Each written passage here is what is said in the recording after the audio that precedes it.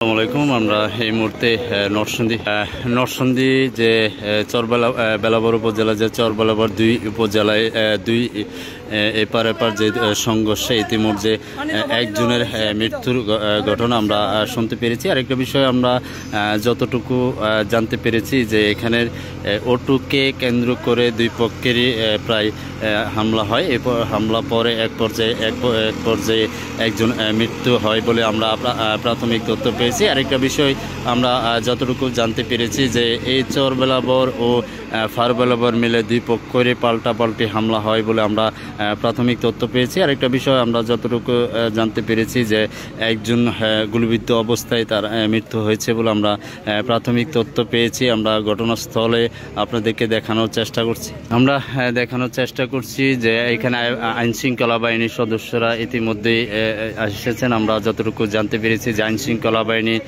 সদস্যরা তারা এখানে ঘটনাস্থল পরিদর্শন করছেন। আমরা যতটুকু জানতে পেরেছি যে নরসিংদী জেলার মাননীয় পুলিশ সুপারের নেতৃত্বে আইনশৃঙ্খলা বাহিনীর সদস্যরা তারা ঘটনাস্থল পরিদর্শন করলে যে উত্তেজনা দুই পক্ষের যে পরিবেশ সেটি দ্রুত শান্তিপূর্ণভাবে ফিরে আসে। আমরা যতটুকু জানতে পেরেছি। আরেকটা বিষয় আমরা যতটুকু জানতে পেরেছি যে একজন গুলিবিদ্ধ অবস্থায় মারা যায়। আমরা যতটুকু দেখতে পেরেছি যে আইনশৃঙ্খলা বাহিনী সদস্যরা ইতিমধ্যে ঘটনাস্থলে আছেন।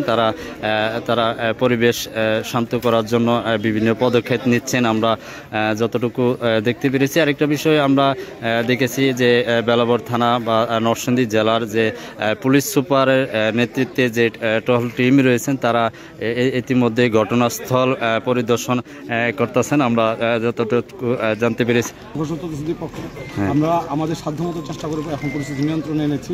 হতাহতের যে এক্সাক্ট সংখ্যাটা আমরা এখনো এটা কি সূত্রপাত ছাড়া আসলে এটা দুই গ্রামের মধ্যে তাদের এই আগে থেকে ঐতিহ্যগতভাবে তারা দাঙ্গাপ্রবণ মানুষ, যে এলাকার মানুষ দাঙ্গাপ্রবণ, তারা ঐতিহ্যগতভাবে দাঙ্গাতে বিশ্বাসী।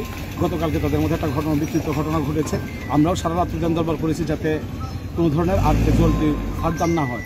এই বিষয়ে আমরা দুই পক্ষের সাথেই পর্যায়ক্রমে কালকে রাতে 2টা পর্যন্ত দরবার করে তারা আমাদের আশ্বস্ত করেছিলেন যে কোনো ধরনের ঘটনা ঘটবে না। আজকে অতর্কিত চরবেলাবর একটা পার্টি প্রায় 5-6 লোক সশস্ত্র অবস্থায় বাজারে ঢুকতে চাইলে আমরা তাদেরকে প্রথমে রেস্ট্রেন করি।